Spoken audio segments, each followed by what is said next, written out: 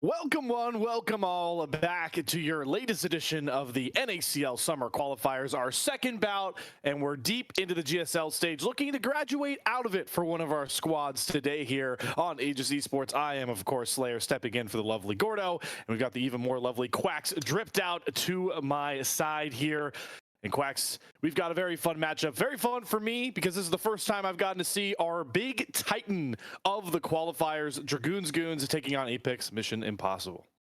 And it's the first time Apex Mission Impossible themselves have had the pleasure and opportunity to go against Dragoon's Goons. It kind of feels like all of the teams that are around the top 10, you know, like Apex Mission Impossible, like L'Art de la Guerre, I would say the Ducky Getters as well. They all want their crack at the Dragoon's Goons. They all want the chance to make the gods bleed and see if they can just try to get through what kind of feels like this impenetrable unit of a team in Dragoon's Goons. So I'm really interested to see if this Apex Mission Impossible team, who have impressed a lot, who have impressed me in particular, they remained after the first open qualifier and are now back for revenge, just trying to get those seedings up a little bit, trying to break past their quarterfinals record that they held into last open qualifier this time around.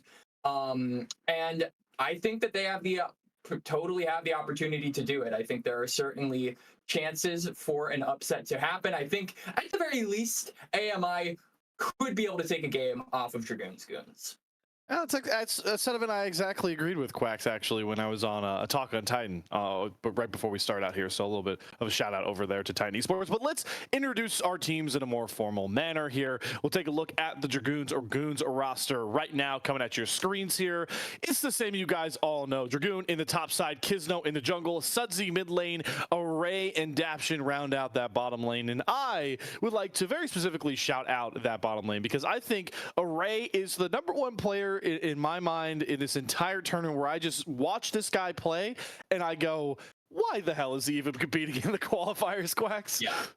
I mean, that's kind of the question that surrounds a lot of these players, right? Most of these players, actually all of these players, have had NACL experience. They have all been a part of a tier 2 organization before, and the mission has remained the same, whether it be Open Qualifier 1 or Open Qualifier 2. That objective for the team, and more specifically the players, is to get back to the NACL, to get back to the limelight of tier 2. And so far, with how hard and how fast this train has been chugging along, it feels like they're bound for a promotion tournament and potentially a spot in the NACL with how they've been playing. And a part of that, like you said, Slayer, really is because Array is just such a monster in the bot lane. A lot of talk around some of the shuffle ups with the rosters at the NACL level. I know, Quacks, you and I had a lot of those discussions on the Salt Mine. Gonna plug that really quickly. But it's cool to see that the Goons have somewhat committed to keeping this team together, because I would not be surprised if Array got some offers from those NACL teams scrambling for AD carries. But enough about the Goons and their feel-good story as our Titan. Let's look at the challengers looking to accomplish an impossible task, maybe a mission, if you'd like to phrase it that way. Apex Mission Impossible, Decoy in the top lane, Low Jazz in the jungle, Zalt completes the mid lane, solo lanes, Baz and Pocus, excuse me, there round out the bottom lane here. This is a team of a lot of very fun names, a lot of players that I have held very high in high regard when it comes to the tier 3 space. Low Jazz comes from that team where we first got to see Samikin. That team was solidified. Low Jazz, Samikin, and then Devin, and then Phantom Star, all players that have really made a meteoric rise over the last year. And then yes, exactly, Phantom Star mentioned. And then Zalt, I think, has been one of the more impressive mid laners, maybe a little bit under the radar. My personal reason why I think Apex Mission Impossible has looked like a team that, Quacks, we think potentially could take a game off the Goons here. Certainly feels like this mission is not impossible. It definitely feels like it's getting more possible with each passing series that we actually get to witness from this team. They are certainly ramping up. They're scaling up. This is a team that just looks better and better as time goes on. And I think you're right, Slayer. I think there is certainly a debate to be made, an argument to be had that these guys can take a game off of Dragoon's Goons. I think a lot of people would call us crazy if we said a series was on the table. But if you're able to make Dragoon's Goons bleed, if you are able to really take a game off of this squad that feels invincible, then not only does that signal to everyone else that your squad means business, it's also a huge mental boost, right? Being able to say that you beat the #1 team, you beat the victors of the first Summer Open qualifier, and you took a game off of the people that are most likely going to get into that promotion tournament. And hey, maybe you could even join them there. I think Apex Mission Impossible certainly also have the promotion tournament in mind. They are getting so close to the top 4 here in terms of points, and I think a series win here or a series win there would really help them out, and one game could really spell the difference in morale for what this team could do and the ceiling that they could accomplish. AMI certainly looking to grab up as many points as they can, and when they're outside the window looking in, trying to bang on the glass. Well, we have banged our way right into a game 1 draft here, already speeding right through. We've got the first round bans coming across from AMI. A lot of powerful junglers, actually, in fact, 3 junglers, especially that Kisno Kingdred that nobody wants to let through is a really smart ban here, but the Goons respond with the Aurora that's recently been enabled, and a couple of AP, a lot of just AP hate going on here, Quacks, as the Ezreal gets B1. Like that one. Yeah, and this is something that is not only really good for AMI to pick up because it is a flex pick, but also to deny Dragoon's Goons. I think something that's really separated Dragoon's Goons from the rest of them is that they have practice on a lot of these marksmen that can be flexed in the mid lane and in the AD carry role. We've seen both Array and Sudsy pick up the Zeri. We've seen them both pilot, I believe the Ezreal is also another pick. So they certainly have the potential to really threaten that around. Whereas I feel AMI, this is almost certainly going to go over to Zult because he really has some experience on that pick. We'll have to see as this draft evolves. The Dragoon's buddies, Dragoon's Goons, pick up the Corki and the Maokai on the R turn here, the red side turn. So get some mid control there for Sudsy. He's been pretty lights out on the Corki. It's hard to find a champion he isn't lights out on in the tier 3 level. Maokai does provide a bit of flexibility, but you're expecting that to go Kisno's way. Another jungler, though, that has kind of started to answer the question of, all right, we've got Zyra nerfed into the ground. It's not too many AP options are as available as they used to be. Amumu has arisen out of the ashes, the faded ashes, Quacks, one would say, and to become one of those champions. This Ashe, though, would really lock in, you know, give you some Quacks, give you some brownie points there on the Ezreal point, likely making this Zalt. It's going to be rocking. I was really thinking that this was actually going to be a misfortune picked up because the Curse of the Sad Bullet Time, even when Amumu is in the jungle, that is still a lethal combo and I think really plays into the strengths of AMI, which is that team fighting, right? They're really good at having those fundamentals in the bag. I think the early game is called a little bit into question, but there is no question to be had. When these guys group up as 5, they finish the job. As the Jhin is going to be locked in here, going to go into the AD carry role. So both teams mirroring the picks. We've got the junglers locked down, we've got our AD carries, and we've got our mid laners. So there are a few open slots here. The support and the top have yet to be picked, and those bans are being thrown at those positions accordingly by both teams. And man, our Apex Mission Impossible paying the Dragoon tax right now with the Gwen and the Darius taken away. Those are just 2 champions that Dragoon has made his career off of. So really 2 heads up smart bans. The Jhin is one of the few answers where you can technically say I outrange an Ezreal and Ashe with that Deadly Flourish and that Curtain Call if you can time it up. So don't hate it at all. Saw Ultio play an absurd Jhin game last weekend for Reluminate. We're getting the tanks in, though, Quacks. We got the Rel and the Ornn on the respective sides locked in here. I don't know if I like this. Where is your magic damage, right? The only role that you have left to fill is that support role, and you're not exactly looking at the support thinking, oh, this is going to be our 100%. We're going to get some AP in here. You lock in the Seraphine. You've got some magic damage on your hand. I'm not sure if that's enough. You're going to have to deal with the Rel. You're going to have to deal with the Maokai. These are 2 frontliners that are more than happy to play low econ. And now you potentially have to deal with a Mundo. So really, it kind of feels like the damage profile for AMI is entirely reliant on them being able to get this Ashe and potentially even this Amumu ahead early, because that Amumu, sure, is going to get some magic damage with the Faded Ashes, with what I am going to assume is the Liandry's. But after that, you're a full-on tank, right? You lose a lot of that magic damage dealing capability once you are onto that second item and onward. So I really worry about this damage profile coming out from AMI. They do have good team fighting, so they still have that going for them. This is a very good 5v5 squad, but once the frontliners of Dragoons Goons bulk up, it's going to be a really tall task for them to go down. Yeah, I hope we're sporting some cut down rune choices on this Ezreal and Ashe, or things are going to get pretty murky. We'll see how much Lojaz wants to experiment with this Amumu build. You did mention, right, like Amumu does fit into the, I rushed Lip Faded Ashes. I have some AP behind me. Maybe he gets a little squishier for some extra AP burst, because he is going to be looking for these engages. But yeah, it's going to be a rough story here. I do think AMI have the ability to try and find picks if they can get them. Corki is somewhat mobile with his one dash with the Valkyrie, right? But it's not a huge dash. And then Jin is a very immobile champion. That's just how he's designed. So you have the Ashe arrow, you have a long distance encore to follow. Lojaz, if you can find these flanks on the Amumu, if they can pick off one of Jin or Corki to start off this fight, yeah, sure, you got a bunch of tanks, but they're not going to do enough damage to bring this thing over. That's the hope, and that's really, I think, the only game plan AMI can go for at this point. And I'm now realizing there's just no love for ability power in this entire game. We had 5 AP champions banned away in the first phase, and now we have a game where the only AP champions are going to be, what, a Seraphine? Kinda. And a Mumu and Maokai. They barely fit into that category. I think Ezreal has some AP scaling on his W. That's about it. We're just full attack damaged up for this game one.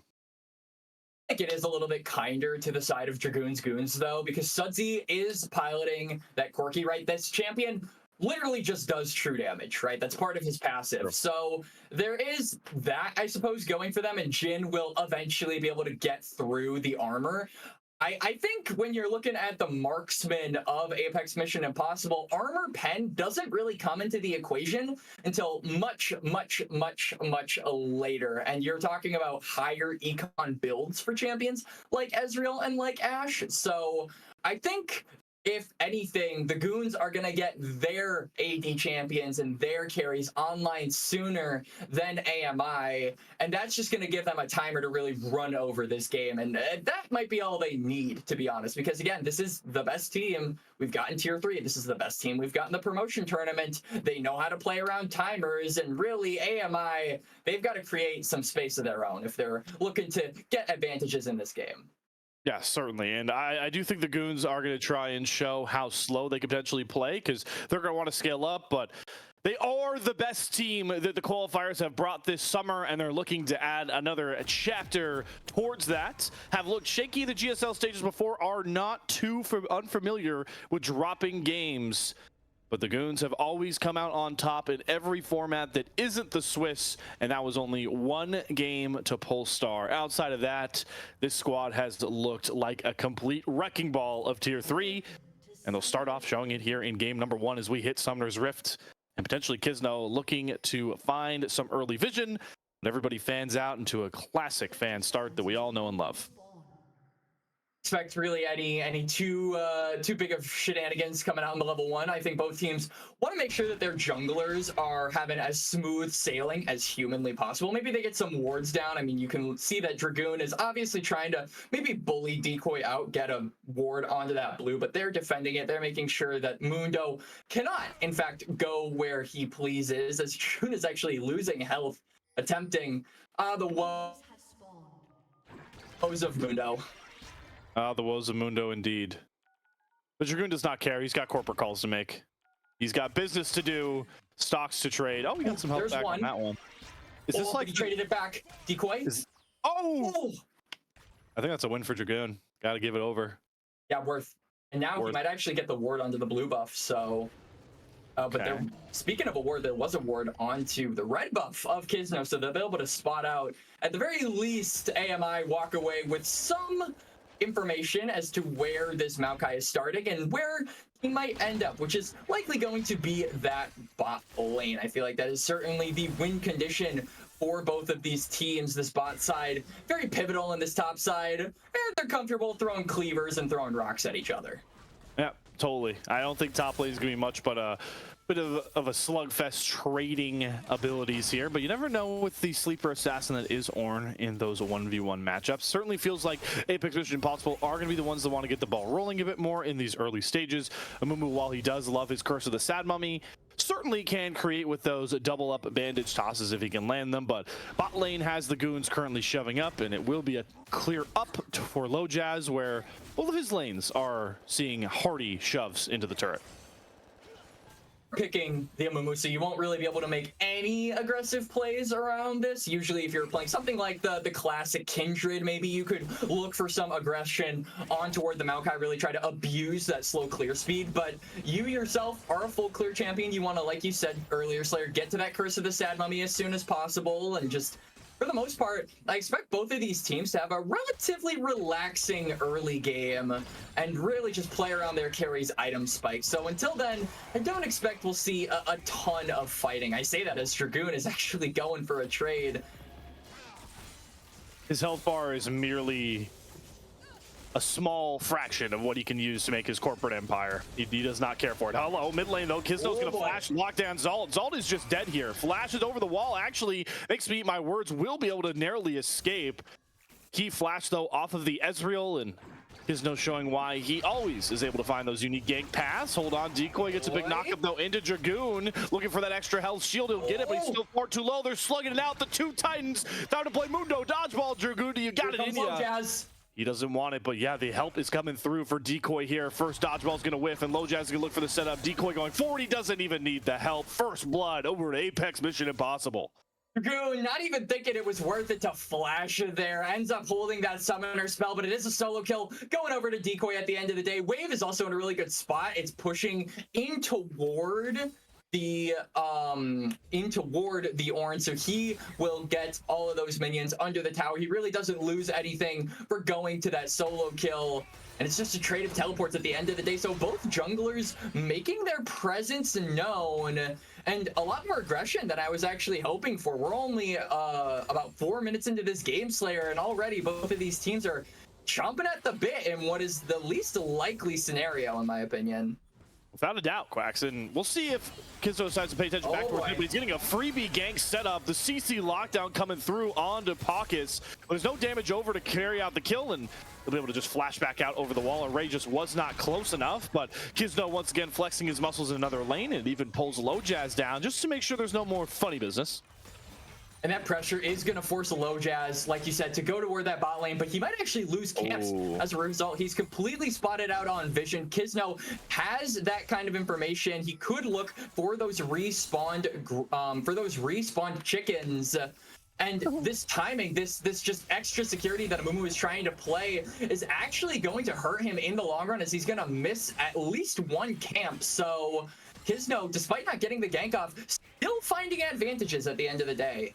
I love that Dabshin was just baiting right there. He's like off the side of the mini wave. He's like, Lojaz, take the bandage toss. I'll just throw you under turret. It'll be fine. Hold on. Somebody's getting thrown up in the air. And it's Dragoon again, getting soloed out by Decoy. The BM flash to seal it home, and that is not a tank Ornn. That's an assassin Ornn when Decoy's helmet it.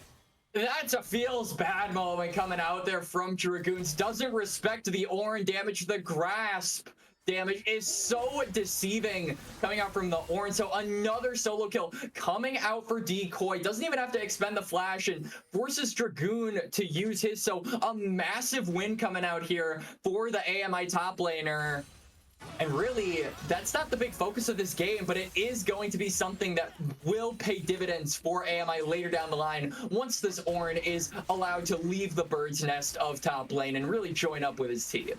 I think you put that really well there, Quacks, because it's nice to get Ornn a lead, but in reality, unless there was a serious discrepancy, like a complete gap, Mundo and Ornn are going to hit their item thresholds and play the exact roles they would have regardless of their scoreline in the early game. So not too big for the Goons here. Maybe these grubs, though, could be big. Lojaz goes back for a second one, and now he finds 4 of the Goons surrounding him. Flashes to get some distance. Can Dragoon get the slows? He'll whiff a cleaver as well. Another key flash off out of AMI, but they do come out on top in the grub count for the first phase. Yeah, 2-1. Really good flash there, actually, coming out from LoJazz. Instead of flashing forward to Pocus, he actually flashes toward the side, so that way Daption's crash down can't hit him whatsoever. And the Q also can't hit him if he decides to follow up with that CC. So no kill coming over to Dragoon's Goons. They do get a grub, though, so they will deny the 3, and really, it kind of feels like AMI are getting small advantages across the board, and eventually, unless Dragoons can really put their foot in the door, those are going to pile up, and Bell potentially a big advantage coming out here for the Mission Impossible squad. Yeah, and they're also going to get those key flashes back up. I was worried that Zalt may be the target of Kisno's attention, but he will get his flash back up in, I believe, the next 30-odd seconds. And when Ezreal has flash up and access to the Arcane Shift, it becomes impossible to try and gank this guy. Partially why Ezreal is one of those many good marksmen in the mid lane. Hold on, the double knockup tech is coming through for Decoy. There's a maximum dosage, but it's too late. Decoy is stunted on Dragoon in game 1. Decoy is slick with the Ornn mechanics, the bounce, a house, a special double knockup coming out from the Ornn. Another solo kill coming from Decoy. And man, he is just dunking on Dragoon in this game, Slayer. Hey, remember I said it doesn't really matter if there's a lead between the tank Ornn and the tank Mundo? Yeah, that was, maybe I spoke a little too quickly, because if we're talking about a 3-0 Ornn with plates and the CS lead, it might actually be massively impactful, and maybe Daption knows they're looking for an all-in onto Baz, but they don't get the lockdown needed. Nature's Draft is coming through, but Baz is safe under his turret. Curtain calls coming down, but can Pocus block the last shots? My God, is Baz really low? Push out the crystallized arrow, flashes the last shot. What an outplay from Baz. He stays up, trades out Daption, and Mission Impossible are just running crazy with it on the return. LoJazz picks off Kisno. Sunsee's roam is just far too late. And Array and Sunsea, they have no front line for their double marksman comp. It's a 5-0 start for AMI. The power of friendship is coming up here in game number 1. The Slayer and the Goons cannot keep up with these rotations. Beautiful movement coming out from Pocus. Lets the first 3 bullets sink into Baz. Blocks the last one. Beautifully played by the bot lane and reinforced by the mid jungle duo of Zalt and LoJazz. They managed to pick up a kill onto Kisno as well. They are just out rotating the best team in the open qualifiers like it's nothing. And Decoy's got Dragoon low again. He's flashing. That's worth. He got a grass stack. That's worth. All right, listen. He's playing his own game. Slightly unfortunate because I believe the brittle actually ran out when he flashed. But yeah, I agree with you. Grass proc worth it, and nothing to see here on the top lane. Nothing to see here, indeed. Decoy more than fine, just catching another wave to push his CS lead further.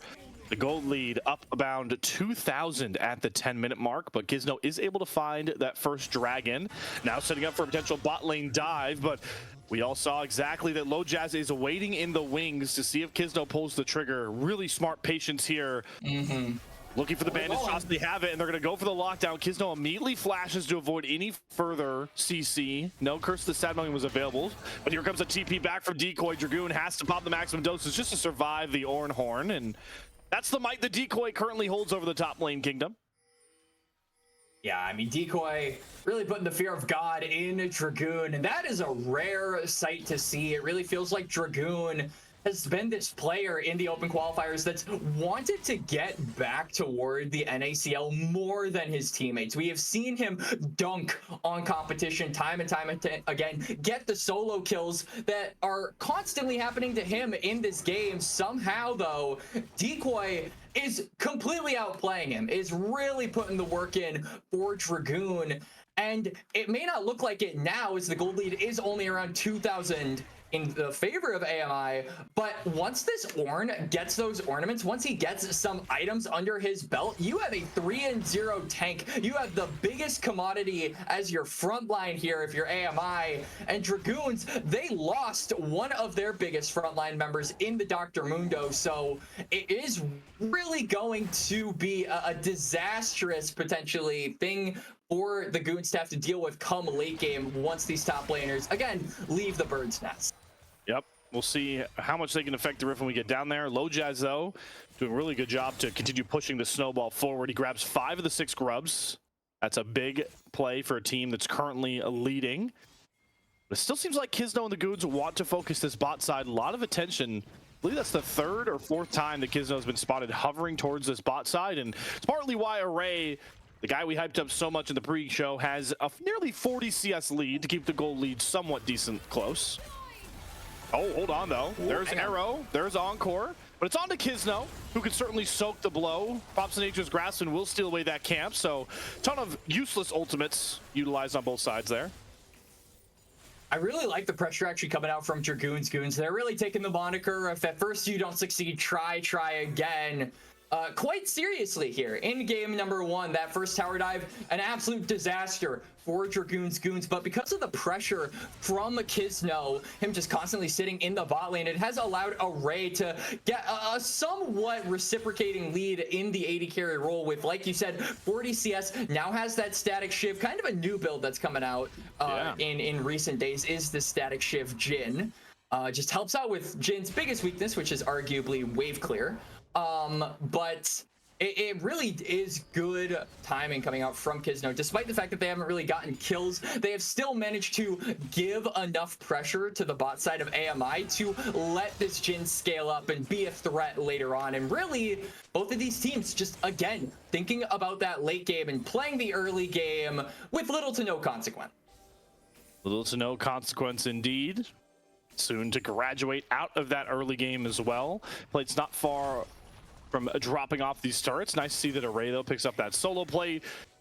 And he's done the small things to keep this lead close. I would not be shocked if he has a pretty sizable gold lead over Baz by this point into the game here. 3 plates knocked down that CS lead, and that is the Array difference that we talk about so often. Doesn't always manifest in those giant KDAs, those giant carry performances in the early game. It shows itself in many facets, and this game is no different. Absolutely. And you're seeing a lot of bodies circle around the bot lane. For the first time, it feels like AMI are not under their turret, and maybe they're going to look for something aggressive because of that. Dabshin able to create enough space. They have a teleport coming from behind. Answer for AMI. The Nature's Grasp is going to whiff. Sudsy shows up looking for the re-engage from Lojaz. They've got Sudsy caught. What a punishing turn from Lojaz. He knew he had the numbers, and he made Sudsy feel it. I mean, Sudsy, he had a fixed location with that teleport. He was away from the team, and immediately AMI react. They get the Encore down. They get the Curse of the Sad Mummy down. All of these ultimates expended to get the Corki. And while it is a good amount of gold going the way of AMI, you did just use a lot of resources to get that one pick. And with the Dragon spawning in about 15 seconds, there's actually a high chance Dragoon's Goons can go for this fight despite all of that. Dabshin gets the cleanse out of Baz, still gets the flashback under the turret. The slam down will not catch Baz, but it will get Pocus. Array gets on the board. Maybe that'll open up enough space for the Dragon Hail. Array's looking to do more, may open up even more space with that curtain call, but Lojaz will valiantly block all 4 shots. So at the end of the day, it is only a kill on to Pocus. Goons getting their first one of the game, but the pressure is enough for, as you can see, Kizno to rotate on up toward that Dragon and take that with little to no difficulties, all actually getting that first trip, but he wants to back, he wants to spend his gold. And at the end of the day, second drink of the game going to go uncontested despite the gold lead heavily in AMI's favor so far. Despite the power being in their hands, they haven't really been able to use it to really influence these bot side objectives. I do like the not panicking over the Dragons, right? They are getting the more snowball-oriented advantages. Certainly. They have the 5 grubs. I think it's actually huge that the first turret down is the mid lane turret of the Goons. That's going to open up the map so much for Apex Mission Impossible when they have to start setting up around those later Dragons for that Infernal Soul. For sure, and Infernal Soul, a lot of people like to call it probably the weakest one in the meta, and they probably are right, I feel. I think even Cloud Soul has a lot more uses when it comes to comps that it's good with than something like Infernal. This is one of the comps I actually think might work with Infernal. You've got big team-fighted comps, you've got poke on both sides, you've got a lot of marksmen, and those are the champions that really make use of that soul in particular. So the soul certainly isn't anything to ignore, I would say, for the side of AMI. They don't have to panic, but they certainly have to look at that and make sure that they are securing those when the time comes. And AMI are really indexing away from Array here, and that does worry me. This guy has been, I mean, he's up over 60 CS by this point. He's banging on a tier 2 over turret 10 by CS himself. a minute. Yeah, he's going to be a problem in the later stage, and AMI think they'll be able to deal with it because they're just trying to shut the other guy out on the map. Dragoon not even able to catch his wave. Gersa's sat will be down, and Zalt is close by. Dragoon pops maximum dosage and has to flash. Just playing a little bit too close to low jazz, and he pays for it. But on the other side, you can see it is just Array getting a lot of resources. This Jhin eventually going to scale up. But now the Herald advantage going to come through for AMI as they use it to break open the second turret in the top lane. And overall, they get a lot of pressure on that side of the map, which will open up the Baron coming up in about 3 minutes. One pick by either of these teams, and they can likely burst that objective down. They've got a lot of marksmen. They've got a lot of consistent damage. And it's really going to be difficult, I think, for either of these teams to walk into the opposite's composition. Because on one hand, you've got the Maokai. On the other hand, you've got the Ashe, and you've got the Enchanted Crystal Arrow. The pick potential for you walking up too far, as we've seen in this game, is very alive on both sides. Certainly is. Maybe the Goons, though, want to buy some more time for their top laner because Dragoon is not only an item down, he is a Ornn-enhanced item down by this point into Decoy, which is just such a stark lead coming out here, not really matched by anybody else across the board. Zalt's gonna be the one trying to answer Dragoon right now. That's maybe an errand arcane shift there from Zalt, and he's gonna take a lick for it. But the rest of the teams, the rest of both squads, certainly eyeing that Baron that's gonna spawn in about 2 minutes. Certainly are, and I like the push coming out here from Dragoon's Goons, and I also like the respect coming out here from the side of AMI. They acknowledged that they got 2 turrets. Now it really is Dragoon's time to respond, to make a play. They take turns making advantages onto each other, trying to garner advantages onto the opposite team.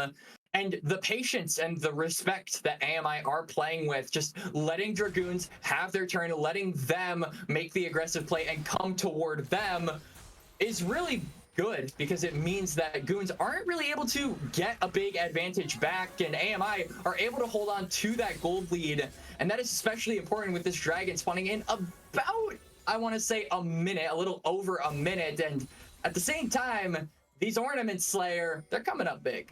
Yep, Decoy with the lead he's gotten has that level advantage. Maybe a pick down onto Kisno. Full might of the Crystal Arrow. The Encore, it's just way too much lockdown. Kisno drops, and they might even have a pick onto Adaption here as Low Jazz swings over. Has to commit the flash. Will dodge the second bandage toss. But Kisno drops off the map. It's such an important part to have your jungler up with both those big neutrals less than a minute away.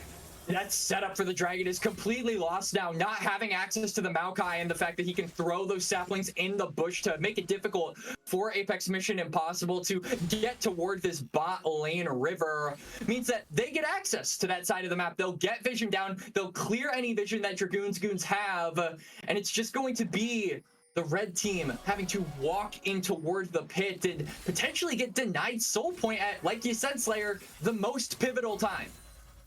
That's the real big win con for the Goons to play around right now. Yes, they've got the scaling, but the Dragon stacking has really felt like the only thing that has gone right so far in the opening 20 minutes of this series. And Array might even get picked off here. No Encore available, but Array's certainly playing that immobile champion right on the wire constantly.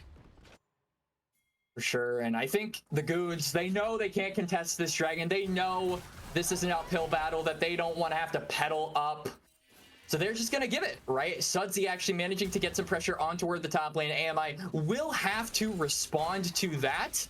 And this is something that the Goons do a lot, right? Anytime they can't make a play, anytime they know they're outmatched or their positioning is not the greatest, they just go to the other side of the map. They force a response from the other team.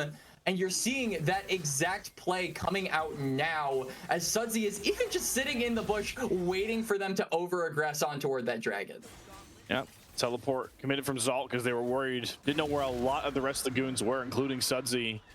So maybe a little bit of a panic there from AMI, having to commit all their members down just to deny the stacking, but it shouldn't end up costing them too much at the end of the day. Should be able to catch that top wave and the mid wave to make sure none of those tier 2 turrets are threatened just yet.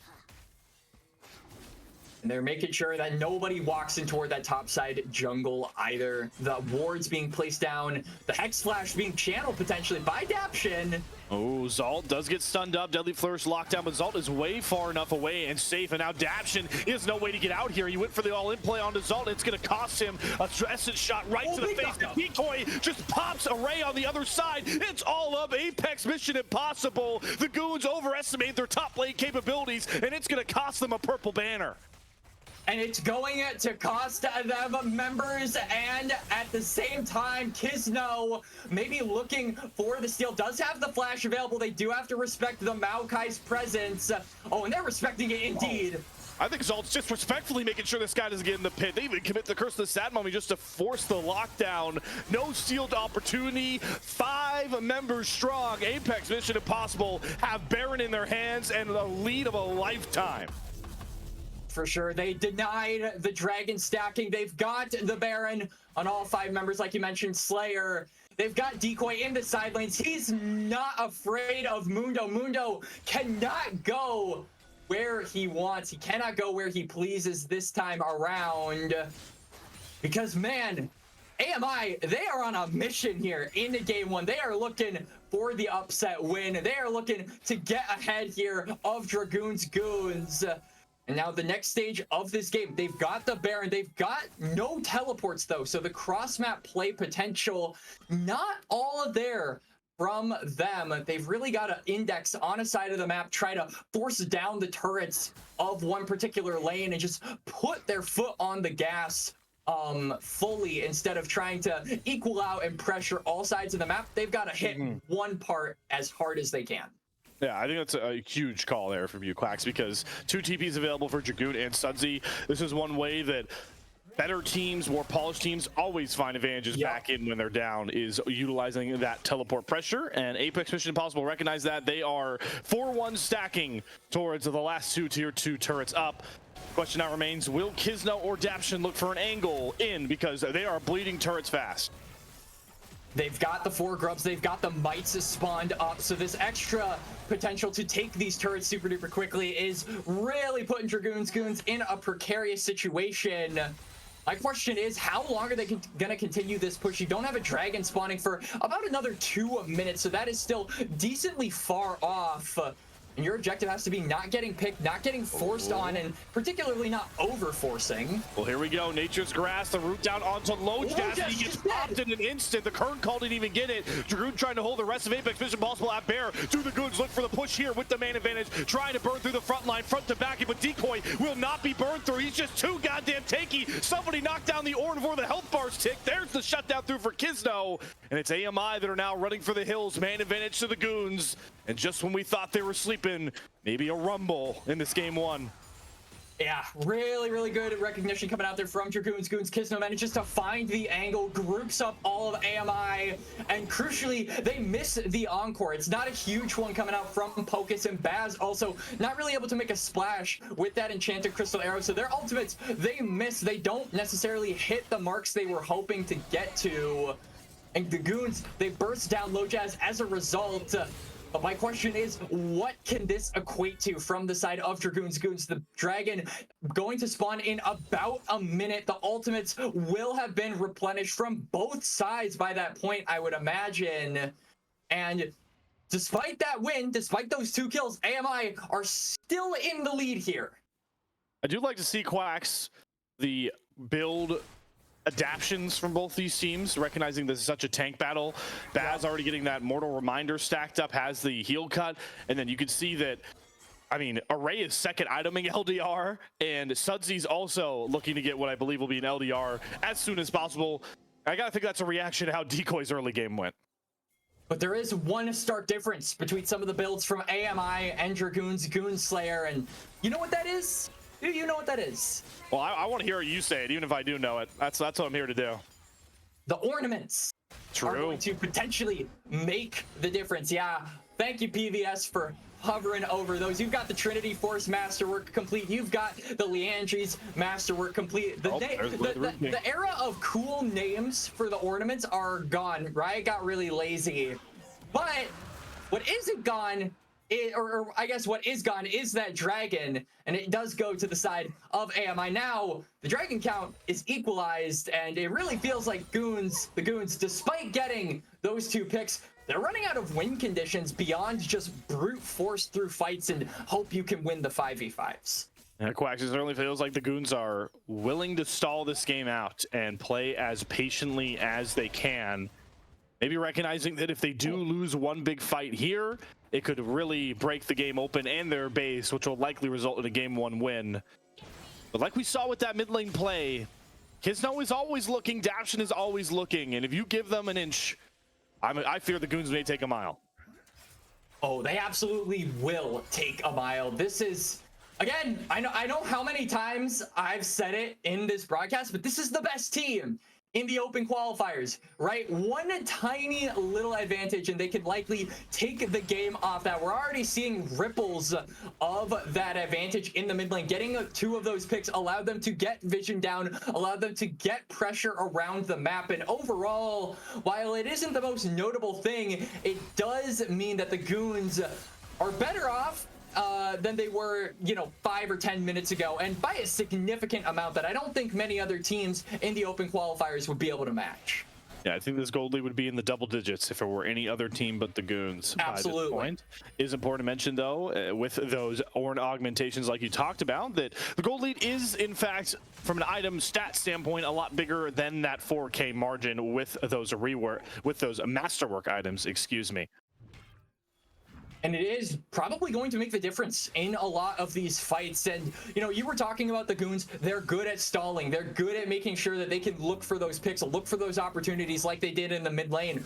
Stalling also has its drawbacks if you are the Dragoon's Goons, because that just means one more member of AMI gets a masterwork, they get another ornament, and they get another strong item that will just make it harder and harder for Dragoons to win out on any of these team fights or win out on any of these exchanges that they are so desperately looking for at all times. Now AMI looking to work their way back towards that Baron pit, but the power of those saplings is really showing out. It's just so hard for anybody that's not a tank to stat check any of these brush, but AMI will end up clearing it out, trying to take some control back over that river supremacy.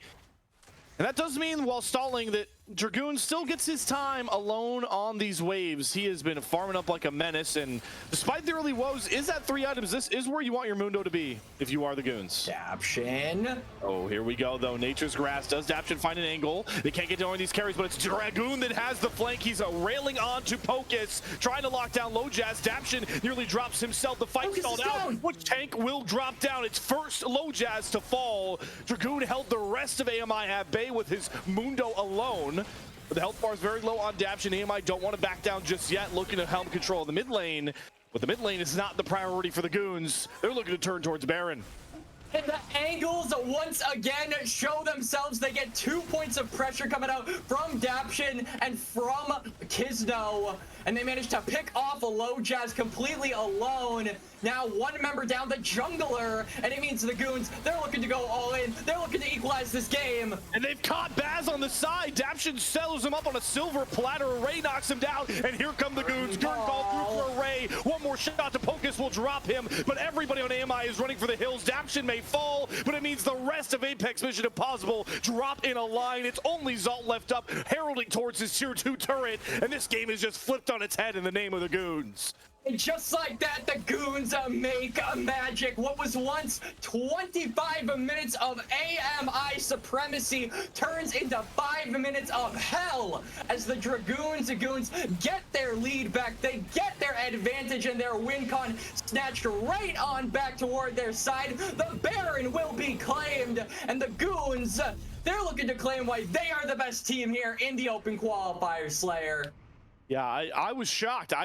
Baz really just gets caught on the side there. No vision towards the top end of the blue quadrant jungle. Commits the flash and the cleanse, but Daption just locks him down. And that one positioning error, the mar of many AD carry players, really cost them in that fight. And now, you said it, Quacks, there are 5 bounties, excuse me, on the map, and 4 of them are on the Goons here as they're wearing the purple banner and looking to get back to stacking those Infernal Drakes. And really, I felt like that entire exchange was off the fact that they managed to get low jazz, right? Not only did they get the jungler, but the position at which they did it was masterful, as they are going to start up the Dragon. But during that Baron exchange, they actually managed to isolate low jazz. They had Dragoons on the flank, onto Pocus, so all of the members of AMI scrambling to try and keep the Seraphine alive, but they leave the Amumu alone, and the Amumu just gets picked. The Dragon, the solo point activated for the Goons, and AMI, they're looking for a desperate play. This is a desperate call if I've ever seen one. They are charging down the mid lane as 5. How to get yourself flanked one-on-one being shown by AMI, but they do get an inhibitor down. The question is, can they get out? Array says no, gets the first root down. Curtain call, drop through, but it's Dragoon on the flank, and who do they have picked? It's a Baz, a B that gets knocked down to start the fight again. That's exactly what started last time. Can the Goons continue it through for a second time? Look how bunched together AMI are. They've got nowhere to go but to fight their way out, and Zalt's gonna try and do it, pushing front to back, but Array gets the crit shot. Sunsy's firing the rockets over the wall. The tank line is dropping in an instant for AMI. The hero of the early game is now going to be the last to fall as Decoy is dropped, and the Goons get 4, a triple for Array, and have strangleholded this game number 1. And the death timer is there at around 20 seconds. Baron empowered, and Zalt is caught. Oh my. What a catch. It's Array again. He gets the deadly flourish. 5-1 and 6. We said this guy was a sleeping giant, Quacks. Well, he's erupted to save the game for the Goons. And the Goons, you can count them down, but you can never count them out. Despite all of the doubt in game number 1, they come up big. And like you said, Slayer, they're looking to take game number 1 off of just one tiny advantage. This team, they take a whole damn mile. It is a 4K gold lead. Inhibitor down in the top side. Control over the Drake pit, control over wherever the Goons want. Their tank line of death is now fully online. How do you get through Dragoon, Kizno, and Daption? I don't know. That's not my question to answer. It really feels like the tank line is too strong, and this is what we talked about in the draft to Slayer. You do have those items to be able to burst through the front line, but it almost doesn't matter. The Warmogs has been complete for the 2 big beefy boys of Dragoon's Goons in Kizno and Dragoon. So unless you kill them, which is also very difficult because they have other tank items in their inventory, they're gonna just regen it. They're ready to fight back. The Goons are always prepared, and man, they are showing it now. They are pushing down in the mid lane. They don't have the Baron, so this siege a little bit difficult as AMI do have a good amount of wave clear in their comp. Yeah, but they over-index to cover mid. They just let Sudsy burn through their inhibitor turret. Low Jazz looks for an engagement. It's onto Daption. Here's the commit. The arrow goes wide. Call it Ornhorn. Only hits onto Daption, and now the Goons will look for the turn. They bought their time, and now they'll look to strike. But it's Zalt that's going to find the first kill onto Daption. Here comes Dragoon on the side, trying to burn through this Ezreal. The front line holds up. Array drops through with the curtain call. Dragoon's health bar is dropping. Have AMI found the turn? The curtain call finds no kills. The re-engage onto Dragoon. Curse of the Sad Mummy. He just won't drop. Finally, he falls. Baz picks it up, and Array and Sudsy have to run for the hills. They have Kizno to get the slows, but the Seraphine shields, the speed ups, are they enough? Sudsy says no. Decoy's picked. Array looks for the turn. He's flashing forward. It's all up to Sudsy and Array. And goes Sudsy. It's a triple kill in an instant. Good slam down. Low Jazz drops. Sudsy quadra kill. He's looking for it all. He's looking to grab the penta and the game, but Pocus will barely escape. But what a turn for the Goons. It's Pocus or a game 1 win for the Goons, and Sudsy and Kizno know it. They're hammering onto the Nexus turret. Sudsy wants his penta. One more rocket will do it. No, he still can't get it, but he'll choose to go for the Nexus turrets instead. The waves are too massive. There's no wave left for the Goons now by this point. Sudsy and Kizno, they still think they can end it. They have the super minion wave up. It's Pocus to try to protect the turret, but Sudsy's gonna hammer on it and hammer through it in an instant. Death timers are still up. The encore down for Pocus, a good dodge. Sudsy's gonna grab it. His delayed pentakill, and Ace and the Goons have fought all the way back to take a banger game 1. And it was up and down and around again. The Goons take game 1 here in the GSL bracket. And man, there were doubts, there were some disbeliefs coming out from the audience, but man, the Dragoons Goons shut that all up and take game 1 regardless of all of those. Yeah, you know, it probably sounded like in the early game, Quacks, that we were just AMI haters or coping for the Dragoon Goons early game, but this is why we kept talking about worry about leaving Array on the side lanes, why the Goons stalling out isn't them just faltering, it's them waiting for their moments. And how poetic is it the last play of that game, the last major team fight, is exactly what we talked about. The Goons waiting for AMI to overextend, they blow way too many ultimates, and they find the turn that they've been waiting for that entire 35-minute game. I mean, it really was a back and forth final exchange. It really was looking like they got the pick onto Dragoons. Now AMI have the chance, but they over-index. Decoy gets caught. Their main front line dies, and then Sudsy lets them all have it. He brings the Gatling guns. He brings the flamethrower. He brings the bazookas, and he throws them all at the side of AMI. Completely turns around that fight, which was already turned around by AMI, I might add. So a reverse win on that final fight. Yeah, it goes all the way back around like a circle. And like clockwork, the Goons are again on top here in the open qualifiers and on top here in Group A of the GSL stage. Like clockwork this time, Quacks, but maybe a little bit of pausing there at points. The Goons still get it done. They went all the way around to make this comeback. We'll come all the way back around to this series after a break. Game 2 draft coming your guys' way to see if Apex Mission Impossible can get over the hurdle that they nearly cleared in game number 1.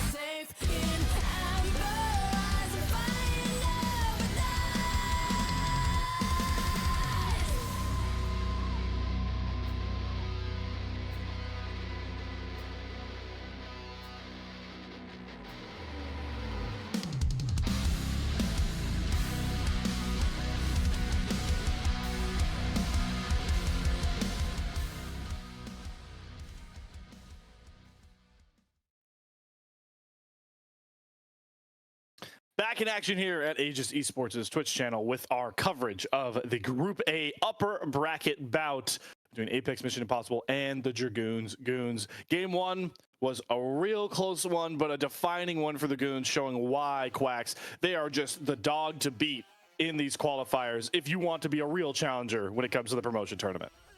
And it really just showed that you could never let your foot off the gas when it comes to Dragoons Goons, right? You think you may have an advantage. You think you might have a gold lead and Dragons and as many win cons as one could conjure up. But when the chips are down and you let your focus off of when you let your eye off the ball for even just a second, that's when Dragoons Goons, they throw a 100-mile-an-hour pitch and hit you straight in the face with it. So really, it's going to be about AMI not only, you know, managing to find the lead that they did in game number 1, but keeping it at the end of the day, not giving those big angles that the Dragoons Goons found back to them in game number 2, making sure that that late game, whenever they go for a play, whenever they go for a push, there is no opportunity for a flank. There is no opportunity for a big angle by any of those facilitators on Dragoons Goons. So it's a tall task, but they're not called Apex Mission Impossible for nothing, right? They make the impossible possible. So I am looking forward to seeing if they can live up to their name and take that game off of Dragoons Goons that we've been somewhat hyping up on this broadcast, Slayer.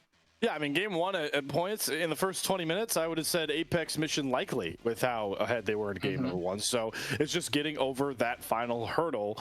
It seems like AMI want to do it on the red side. A couple of housekeeping notes, as always, if you haven't joined us recently. Below myself and Quacks are the Fearless Bands. Those are the 10 champions you saw last game in our format for the qualifiers. All 10 of them are off the board, so keep that in mind as we go on through this draft. AMI, despite being on the red side here, Quacks, are still committing 3 jungle bans towards Kisno.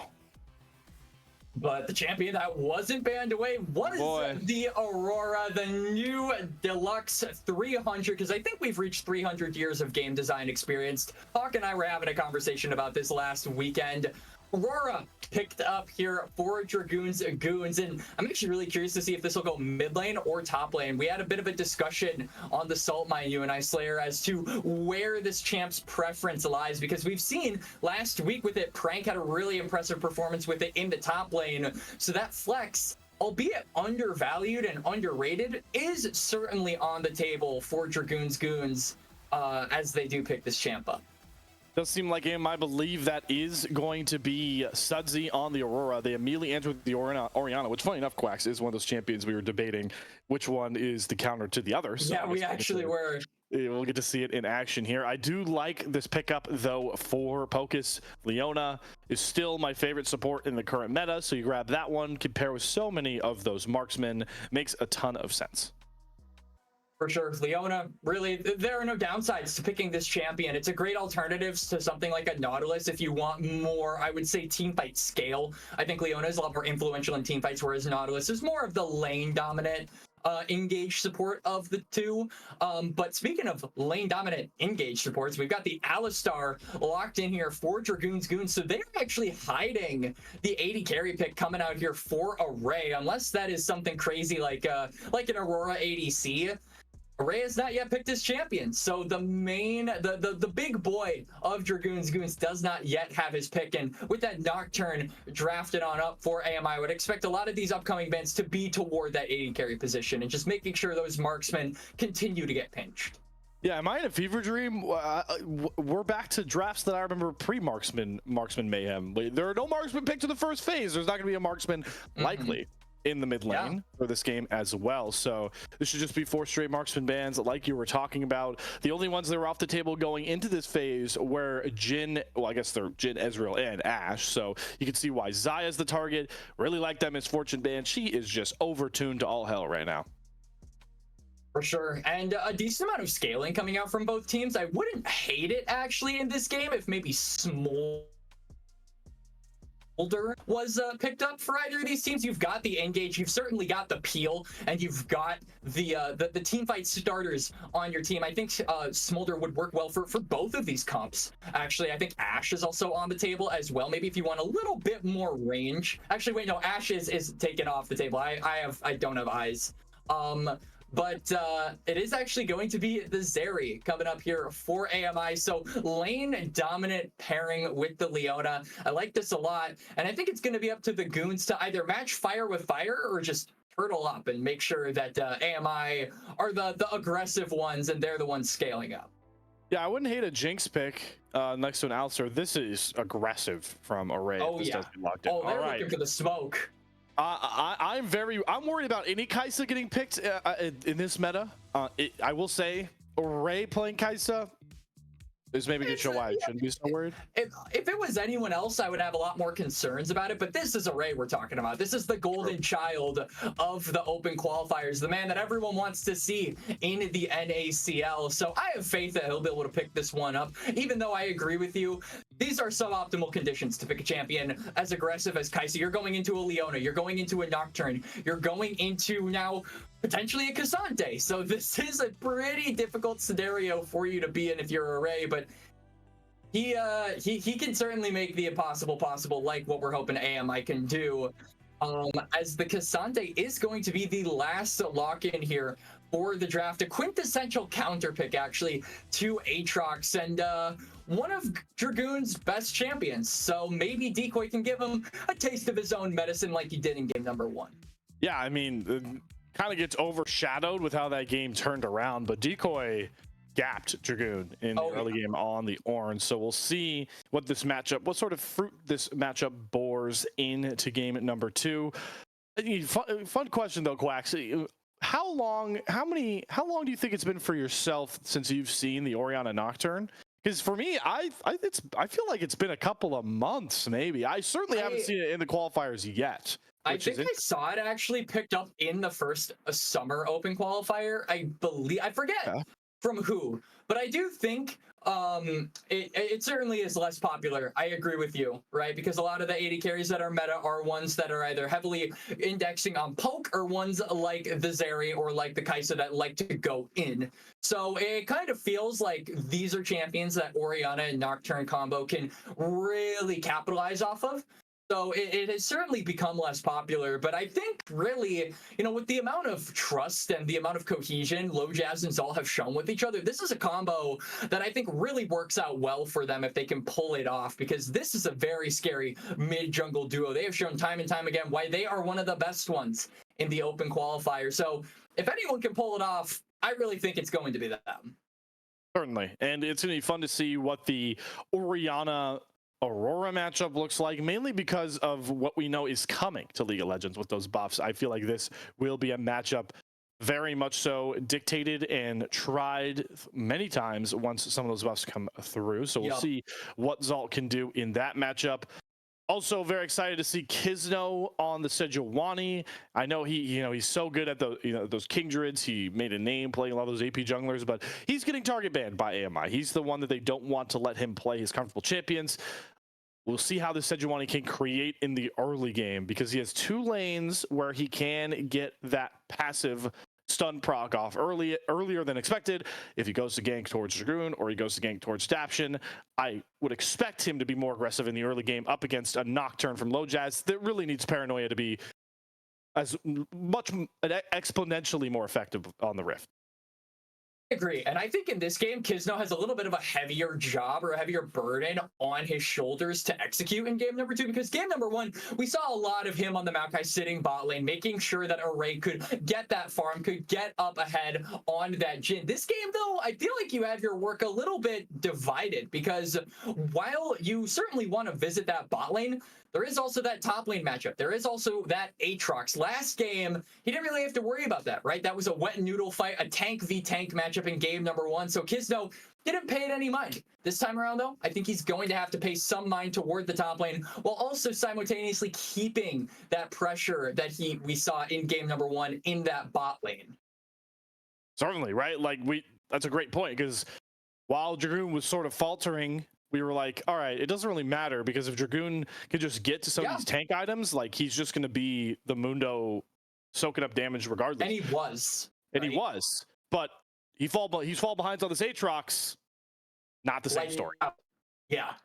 It's certainly that there are a lot more drawbacks to a behind Aatrox than there are to a behind Mundo. As we saw in game number 1, it doesn't matter if you keep Mundo down. He's got money to make and he's got places to be, and that ended up being the nexus of the side of AMI this in game number 1. We'll have to see if AMI can bite back, as we are going to get onto the first game here, or onto the second game here of the GSL series between Dragoons, Goons, and AMI.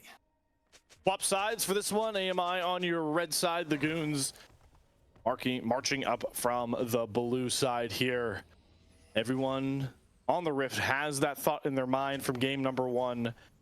Can AMI continue early game dominance, but more importantly, can they push it over the edge to push this series towards 3?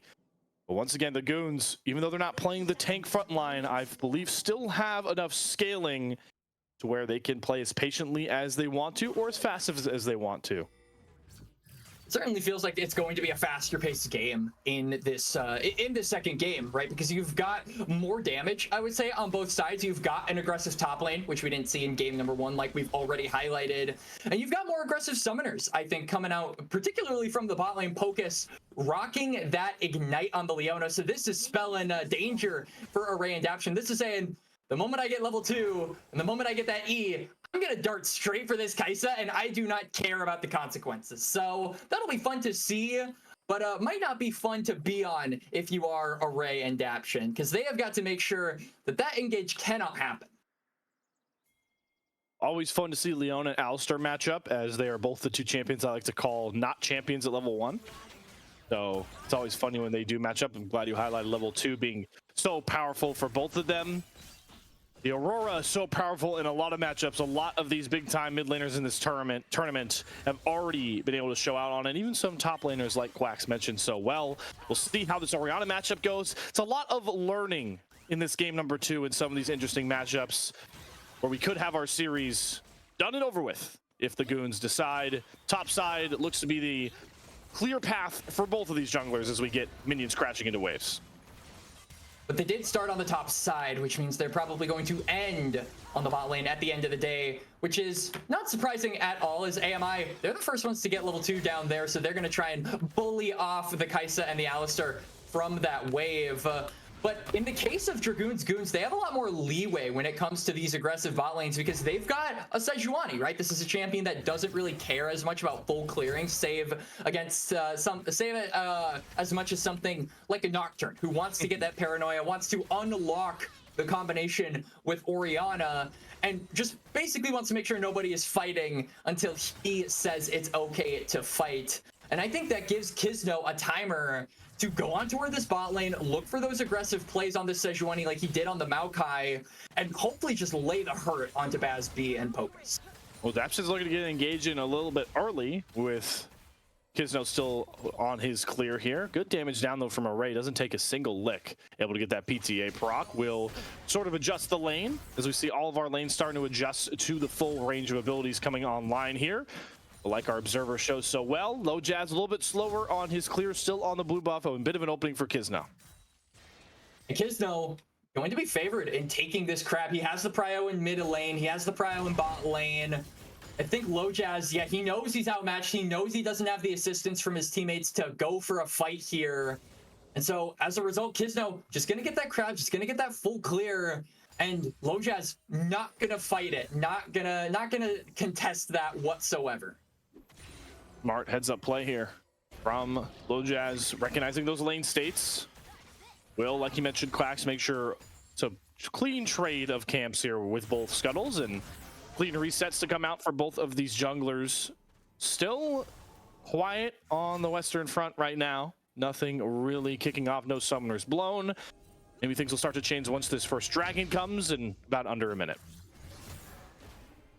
I am interested to see what Kisno actually does as he is getting back on toward the map. Has the boots in inventory, so a little bit speedier, a little bit faster to try and go for those plays. Meanwhile, Low Jazz has not backed yet, still is on a relatively bad timer to make a play because he doesn't have those items that Kisno has. So if a reaction comes through from the Sejuani, the 2v2 of Dragoons Goons will be stronger. And it's just looking like nothing is actually going to be had from Sej at the end of the day. He's just going to continue clearing, and we'll have a slight tempo lead actually over the Nocturne. So that could mean some pressure, much needed pressure coming out toward this bot side. We highlighted many times in game number 1, the Goons, despite being behind in the kill plays, they have those small niche ways to find advantages that only top teams do, and Kisno doing exactly that in this game number 2, like you highlighted. Quacks, Array, and Daption willing to take fights on their own terms. Don't mind the big minion wave stacking up. They'll be able to catch it in full. And potential response coming out here from Kisno. It is actually spotted on a ward, but we've got some trading in the bot lane. Just some niche little bullets being fired at each other, and then we leave a quick little trade of health bars. A very slow game here in game number 2. We're 5.5 minutes in, and so far, not only has there not been any kills, but there has been no sign really of any kills being possible. Yeah, I mean, we haven't had we can count teleports, I guess, right? We've had teleports, but no flashes burned, no ignites, no barriers, nothing like that so far in these opening 6 minutes. And now maybe we'll see a bit of a speed up here. You can see Kisno certainly speeding up the pace, playing towards his bot side. Gonna hop on that first dragon. Doesn't look like there'll be a contest. Yeah, my bottom lane is on their reset, and Low Jazz is already pinging right over towards those grubs. Really, the response coming out from Dragoon's Goons, it's going to be tough for them to look for anything there because there is that ward in the bush. So if Kisno roams on up, they will spot him out. Whoa. And first blood off screen as Decoy. Whoa. Solo killed Dragoon. Yep, he used ult, he used flash. I mean, there's the action we were waiting for. Just directed camera hates us, I guess, this game. But it's Decoy for back-to-back games finding the first kill on the Dragoon, solo bolo style. And this is a really big achievement, I think, from Decoy, actually, because him as a player, you know, he had a little bit of a lick in the NACL as hang on, Kisno. Oh. Yep, there's a Glacial Prism, but Baz is far enough and safe away. Array did not have Killer Instinct. The bottom lane of the Goons don't have their ultimate, so they couldn't dive as far back. They'll just force Baz to burn his barrier and force him off of that pretty coveted wave. Certainly, as Decoy, with that solo kill, is looking to get even more aggressive than he already was. Also, he solo killed him under the turret, which is absolutely insane to do to a champion like Aatrox, who has 3 knockups. Whoa, there's the Paranoia shock ball coming through, but Low Jazz is not going to die to the turret. Zalt will flash to trade it and actually gets the execute. Heads up play there from Zalt, and this game is looking a lot like the start of game number 1, Quacks. A pretty expensive play, but it pays off in the end. Sudsy forced to burn the flash, doesn't have TP, so Kisno is going to need to be the one picking up this wave. And even Dragoon was maybe looking for a response in the mid lane, and so as a result, will be bullied off of taking the conventional way to get back toward his turret. And again, Decoy with this 1 kill really has just established himself as the dominant power here in the top lane. And unlike game number 1, he's playing a champion like Cassante. He's playing a champion that will be aggressive, will be a threat in these team fights beyond just his R key. And it's really going to be dangerous for the Goons to let this pick go unchecked. Yeah, and they're trying to check by stealing away cams. Low Jazz sniffs it out. Kisno virtually leashes the enemy red buff back over towards Low Jazz. Bold lead ballooning over 1,000. I really like this itemization from Decoy. Just immediately rushes that Bramble Vest, not allowing the Dragoon to utilize the most powerful part of Aatrox's kit once that Whirlwind is popped. And it really just highlights a difficult scenario for the Aatrox, because this is already a rough matchup. Decoy, or the Cassante rather, heavily favored against a champion like Aatrox. All of that displacement, all of that mispositioning coming out from the Cassante makes it very difficult for the Aatrox to hit those sweet spot Qs and as such win out on a lot of those trades. And it's made even worse once those level 6s come across. Really, all out feels like the magic R key when it comes to dueling any champion. You just win as Cassante. It does just feel like that, and it's felt like that for a while.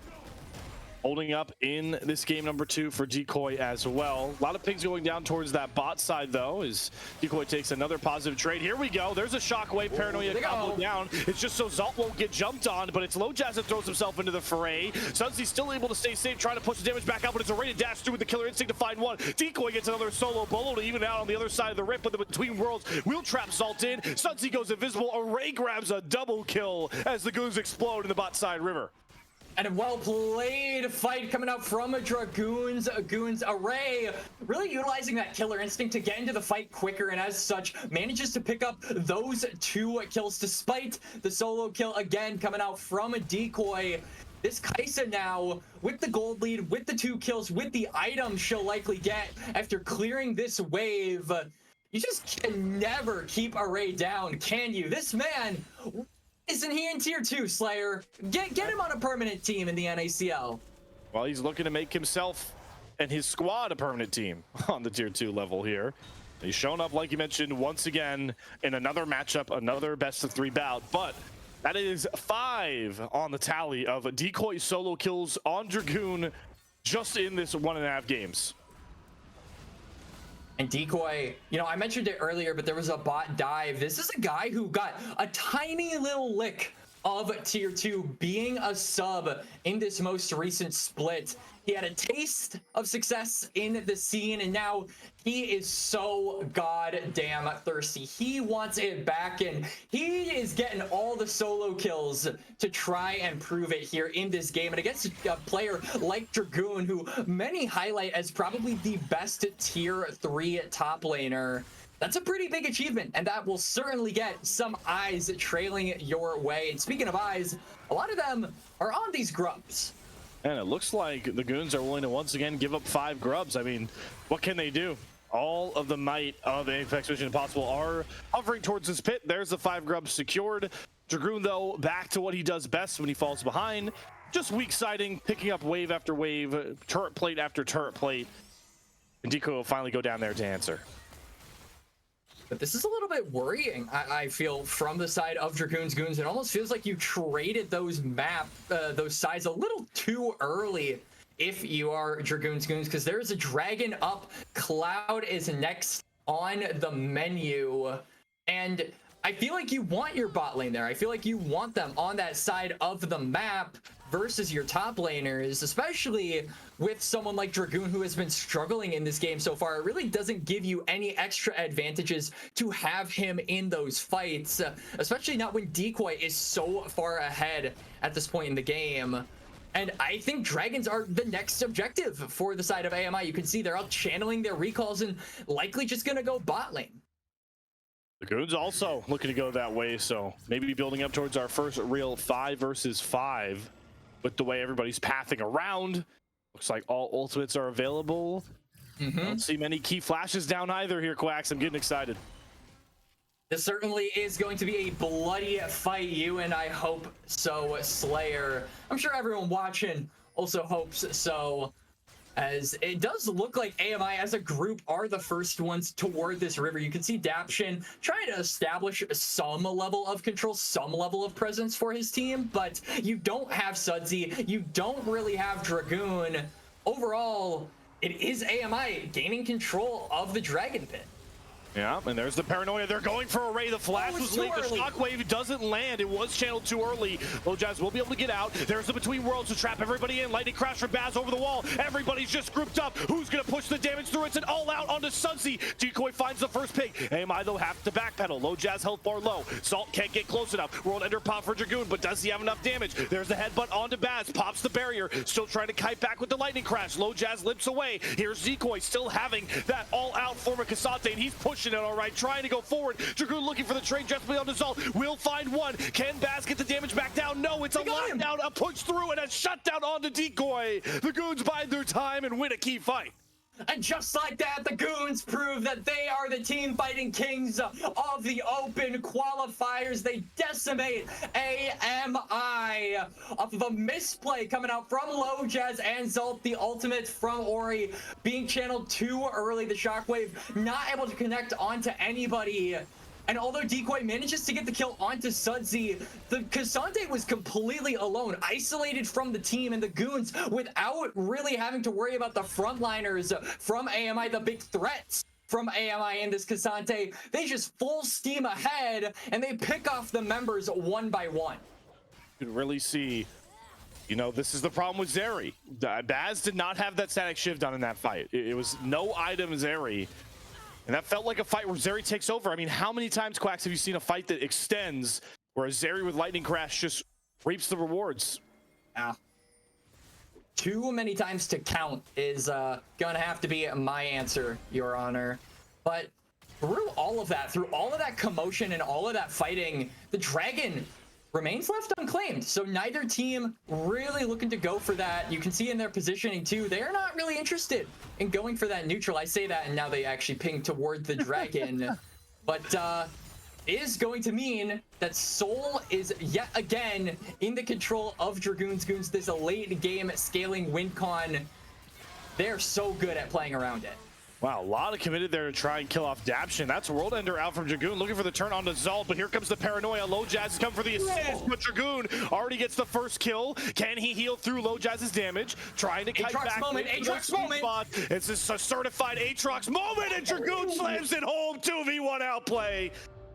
Then we have it, Dragoon from 0 and 2, the underdog between him and Decoy. He comes up big, the 1v2 in his sights, and now Pocus might be in the sights of the Goons. I mean, Pocus is just dead and commits the flash over the wall. Array does hit that Void Seeker. I thought he was going to press the R button. He's probably itching to press the R button, but they'll let Pocus off the hook. And for now, the Goons gaining control of this game. A much cleaner early game from them than what we saw in game number 1. They get the turret on the bot lane. They will get the Herald as well. Really, they have control over Summoner's Rift, and AMI, they might have to do the impossible this time around, Slayer, and try to fight back for some of that control.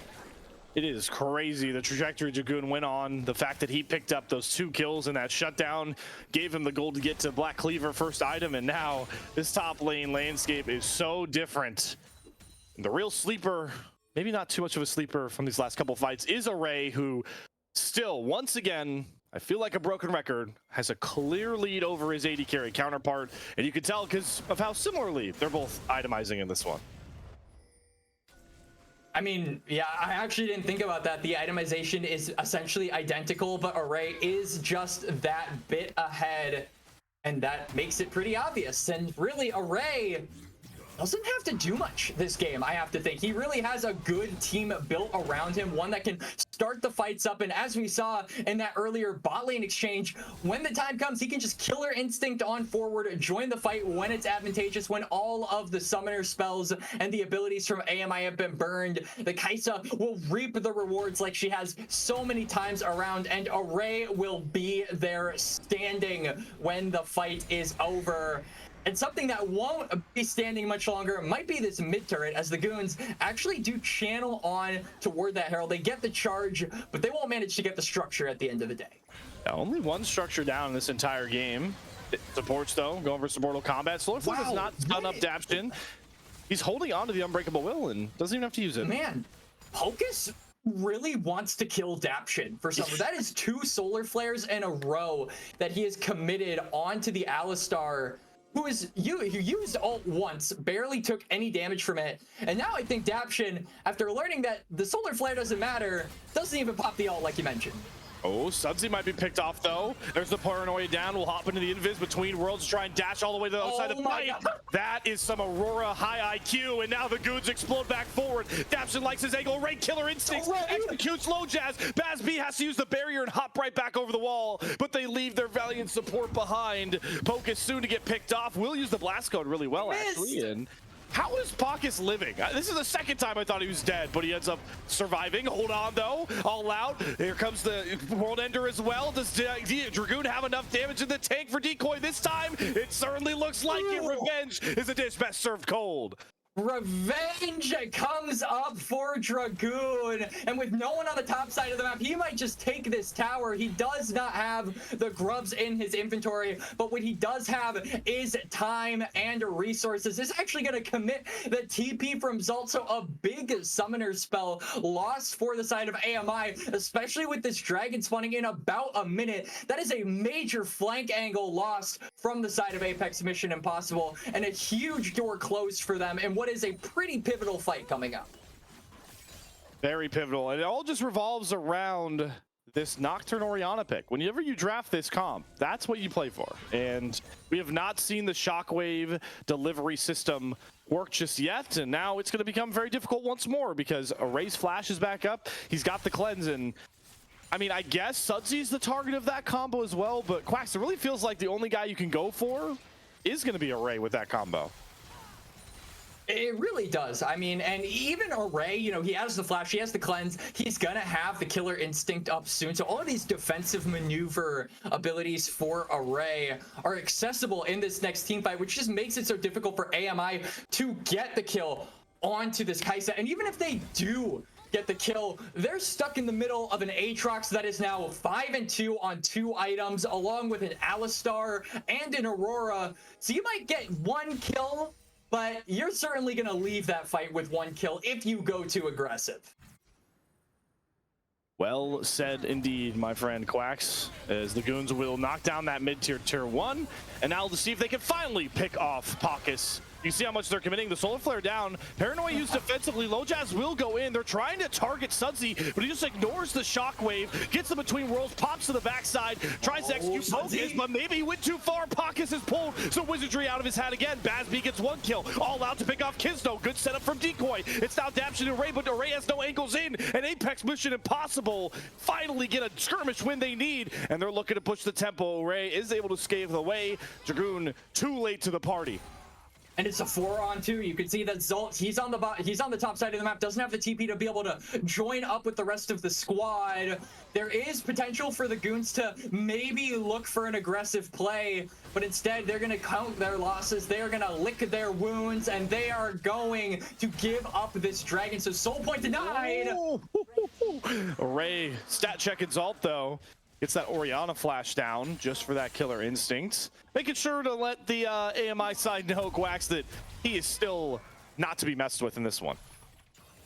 I mean, Array wasn't really able to join that fight, but he's going to make him remember that he's still very relevant in this game, and he is still a Kai'Sa with 2 items now. A little bit of a mixed damage build actually coming out from this Kai'Sa. You can see that blasting one plus that amp tome signaling more of a poke oriented build for this champion. And honestly, I'm a little bit surprised with that because you've got a lot of engage on your side, so I figured you'd want to build your traditional Kai'Sa that also wants to engage, wants to get into the middle of the fight, but it's looking like he just wants to go for more of a poke game style this time around. Well, Sudsy's certainly not getting poked here by Decoy. Decoy is all over him, right in his face, between worlds used, and Sudsy's once again going to use it to dash himself out of a skirmish. I love it. I absolutely love it, because that literally is just the definition of a get out of jail free card. And Decoy might not get out of jail this time around. He does have every unstoppable dash, million armor. Somebody queue up the copy pastas, so he's able to just limp his way on out of there. I think the mission, though, is still the same for AMI. That last fight, they were able to punish an overextension trying to kill off Pocus, but they still need to knock down Dragoon or Array to win a fight. They're still sporting those same massive bounties they've had, maybe not for Dragoon all game long, but for a while now. And it all came from them just trying to go on to Pacus, like you said. So I have a little bit of a working theory, because every time we've seen the support be the subject of a pick off from the other team, it's ended in disaster for that team that initially tried to look for the pick. So here is my suggestion for both of these team slayers. Ignore the supports. Ignore the tank supports? Whoa. Yeah. Ignore the supports entirely. They don't exist. They are simply people for the AD carry to piggyback off of. They are irrelevant in this game. Don't go for them. I wish we could have a laugh track we could queue up, just so every time going forward somebody engages on to Daption or Pocus, we just hear a laugh track. Like, no. I would happily be a part of that laugh track, and I think so would the supports. Maybe they could laugh at the fact that they're trying to get picked, and every time an attempt is made on their life, they get away like it was no big deal. So maybe we can add Daption and Pocus to the laugh tracks along with me, and that would make a pretty big ensemble already. Yeah, that's hearty amount of laughs. You guys would have to really enforce your chuckles, but it would certainly get the job done. Just like Baz has been able to steadily climb up to near that 3-item Zeri threshold. One of the things we were worried about Quax in that last really big fight we saw was the fact that Zeri just didn't pump out enough damage for how early the game is on. Maybe that could be an extra chapter that really unlocks this game for AMI, that they have to win. Certainly feels like AMI are taking a page out of Dragoon's Goons playbook from game number 1, where they just wait for their AD carry to get the items necessary to go 1v9 mode, to go into God mode. Oh, and, they got a Ray. Shockwave Paranoia lands this time, but he doesn't drop off, and Sunsy's holding the rest of AMI at hold. Array is certainly out of this fight. Dragoon is teleporting in, and that's a great Glacial Prison to pick it off onto Low Jazz. Here comes the engage. Look at Dragoon just sprint right for Zalt. Everybody else ignored. They're all just trying to bully through onto the back line. Decoy will drop on the front side, will be traded back out. Baz trying to kite back with that lightning crash. His damage is nothing to be trifled with this time, but Dragoon has a full health bar, level 16, and is holding AMI in his clutches, forcing them to run for the hills. And Poke is still having to run there. Baz on the wrong side of the rift. Daption has him locked down. It's the tanks to try and get this one done, but Baz is slippery. Gets over another wall. Still stalling out these two tanks until the Void Seeker is on target. Stop, you've heard this one before. Array goes unstoppable. There's the AP Kaisa advantage coming out there from Array. Downtown Void Seeker finds a Baz, and coincidentally, I actually think that's a really good timer for the Goons to go off of. They didn't immediately find Baz, but that might work out in their favor, as now the Dragon is spawning. The Zeri won't be up in tandem with the rest of her team, and that just means Dragoon's Goons have a 4v5 situation for the next couple of seconds that they can potentially look to set up vision and set up pressure around that bot side or that top side. Good to see, though, for AMI that the Shockwave Paranoia combo finally does land. If Array doesn't have flash, I think that's a kill. So maybe going forward, they'll be able to find that angle. And you can see, if they kill off Array, I mean, that fight looks as close as possible, with Dragoon being the real only answer for the Goons. And the Goons know it. Yeah. They want to push the tempo of this game now. They're eyeing this Baron with a lot of vision coverage. Daption potentially looking for another flank angle, as it has been started. He actually takes away the blast cone in the process, so no real way for AMI to get into the pit without brute forcing it. And brute force looks like exactly what both of these teams want to go for. Lethal force is authorized, and both of these squads are jumping at the bit for it. Defensive Paranoia. Baz has to bail out of the fight. They're going for Array, but there's not enough damage. It falls completely flat. Array just knocks down Low Jazz. Without Baz B, AMI are nothing, and Dragoon knows it. Spikes down Zalt for a double kill. 3 kills to the Goons, and now they can turn to the pit, to the Baron, to try and take this series down. A little bit of an over-eager engage coming out from AMI, and they pay the price. The Baron, the purple colors of the Void Titan himself, gonna be worn by the Dragoon's Goons. Meanwhile, on the other side, I like this response from AMI. They're looking for the Dragon. They're looking to try and equalize these neutrals. But they only have 2 members, and you can see they're all roaming on down. Daption is in the area. Can he steal it? Come on, Daption, let's see it. Where are the heroics? It's just a bit too late. But surely Decoy and Bazby are dead by this point. A Ranger's Killer Instinct off your screen to go godlike. I mean, Baz deleted in an instant. Decoy will be soon to follow. Hope that Dragon was worth it, because it's going to cost some more gold, some more space, and some more time. Decoy, you're kind of ruining my speech here by not dying. Finally, he drops off to Sutsy. And most importantly, AMI, they're going to be at a numbers disadvantage until that Zeri and that Cassante come up, which means Dragoon's Goons, they can look for these aggressive plays. Kisno dashing over the wall, joined by Daption. They're saying this turret is ours now. This land is our land. Your base is about to become our base, and your game might just become our game and our series. One couple last pushes could mean the Goons are through to back-to-back top 8 shows. There's the bot lane inhibitor down, inhibitor turret down, the inhibitor not far to follow behind. It's a three-pronged attack, and what can AMI even do? They're just now going to get decoy back up in 8 seconds.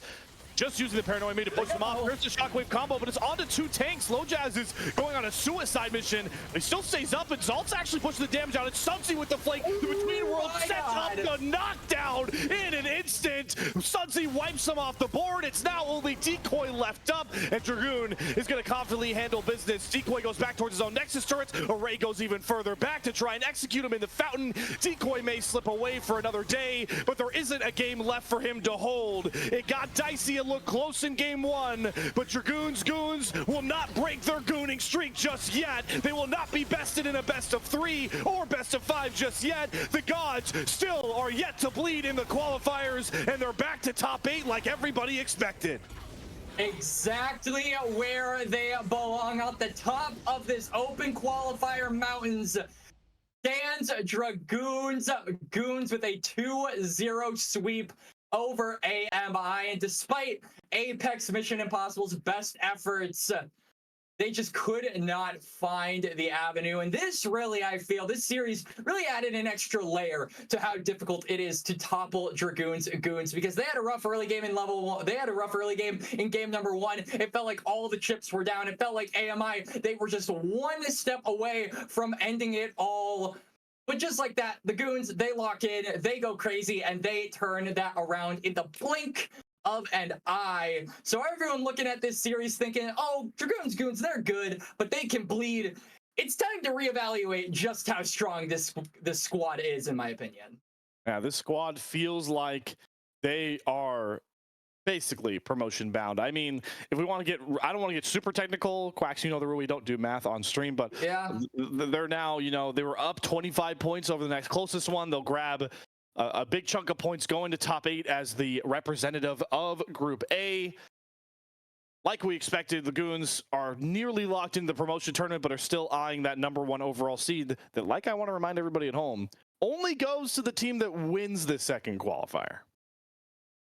Yeah, I mean, they have their eyes set on the prize, and their prize is not going to stop at open qualifiers. It goes beyond just that. The aspirations of the team cannot be satiated, and the aspirations of the players in particular, their hunger to compete knows absolutely zero bounds, as we saw here in this series. They were willing to go the extra mile. They were really putting and laying the hurt onto AMI.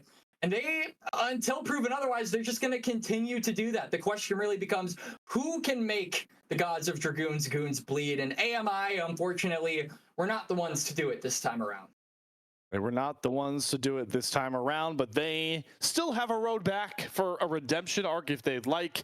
They'll wait the winner of Pepe Tiki Wiki versus the Art of War, L'Art de Guerre, however you want to pronounce it. I'm terrible with French. Don't blame me for that one. Not an elimination game for them. It is an elimination of our stream, though, for today, folks. That will wrap up our broadcast. It was a very eventful 2-0, especially after that game 1, but a 2-0 nonetheless for the Goons. Big shout out to my awesome co-caster here, Quacks. Always fun to chop it up with you. PVS behind the scenes running things for Aegis. That means we are done here on Aegis. I believe we're going to throw the raid over to NACL 2. I think all they've got left is an interview. Lotus took care of business with the Ducky Getters, unfortunately for you Ducky Getters fans. But I want to send you guys over there just to show some love to the main man, Gordo, one of the Aegis royalty, as he is on NACL 2, which is awesome. So go show Gordo some love. Go check out the end of their stream and come back here tomorrow for Aegis as we continue our coverage of the GSL stage. Until then, enjoy your Saturday night and take care.